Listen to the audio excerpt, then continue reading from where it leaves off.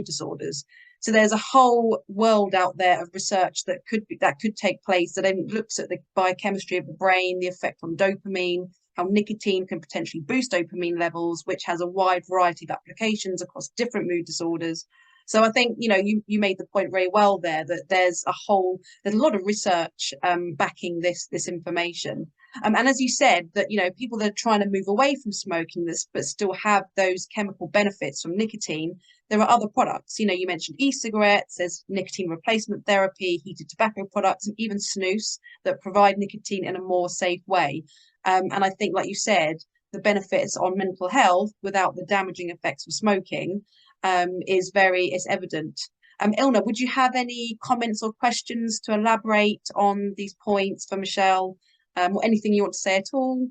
Now would be a good time. I was just having a look at, like you said, Jess, the dopamine levels being boosted when you use nicotine, especially when you have depression, that boosts it more. It just kind of made me think of the recent FDA video, or wasn't FDA, it was a video, just basically a PSA with the addiction. If you're craving it, you're addicted.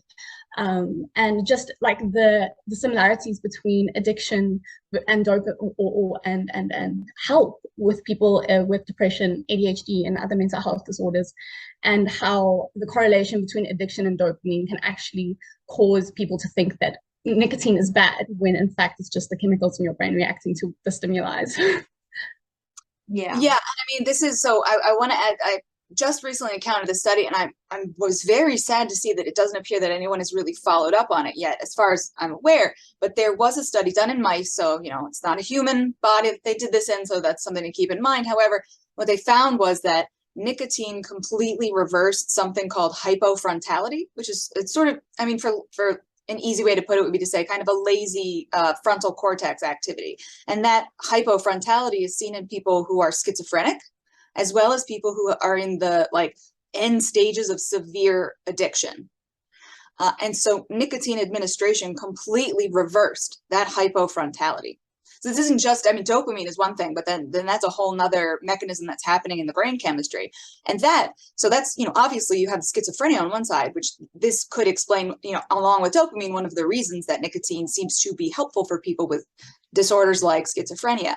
But on the other side, nicotine itself, this drug that we've been told for so long by public health authorities, it's addictive, it's as addictive as heroin, might potentially have a role to play in the treatment of addiction, which to me is incredibly fascinating. And I would love to see more studies done on that, as we understand what addiction looks like in the brain and what can change the way the brain looks, so that we can maybe help people who have a dependency on certain drugs, whether that's opioids or whatever. I mean, obviously, I can't imagine that nicotine would be helpful in treating a nicotine addiction. But, like I said, the research is pretty new.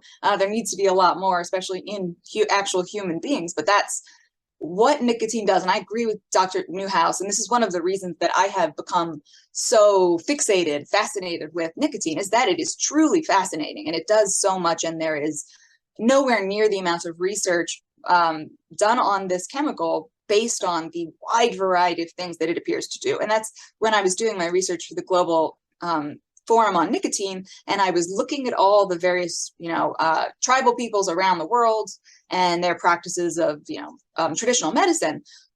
I was seeing tribes separated by thousands of miles and hundreds of years using tobacco leaves or some kind of tincture made out of tobacco for the same purposes, which, and so that to me says that there is something there, right? And that should be looked into.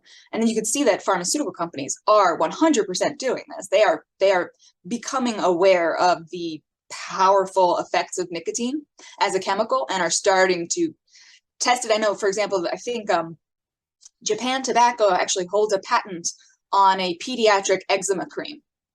And, you think, why does Japan Tobacco have a patent on a medicine like this? And I couldn't tell from the ingredients. It doesn't list the word nicotine anywhere. It might have some different kind of chemical formula name, but a lot of the tribes that I was looking at around the world, it was very common and long-standing practice to use some kind of poultice of tobacco leaves for children who had eczema. And that's P.S. That's quite dangerous. I'm not recommending that for anybody, particularly on children, because it's you can absorb nicotine through the skin, so you can cause nicotine toxicity that way. But, you know, in studies, it does have an effect because eczema is an inflammatory disease, an autoimmune disorder, and nicotine does seem to have anti-inflammatory effects, which, you know, when we were going back to talk about some of the risks, this is one of the, you know, we know nicotine is not carcinogenic. It doesn't cause cancer. However, there's some research that indicates that if you already have cancer and you are using nicotine, because inflammation is honestly, it's the body's way of dealing with disease, of trying to treat things, of trying to address foreign bodies in your body. And so oh, sorry, I just lost my train of thought for a second there. Where was I going? About inflammation and cancer, people that have cancer, yes. nicotine. Yeah.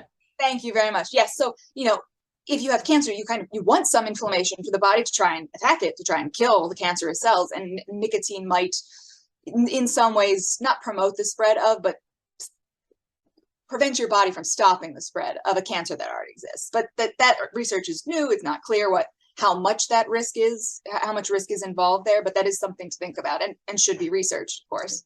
Yeah, that's fascinating.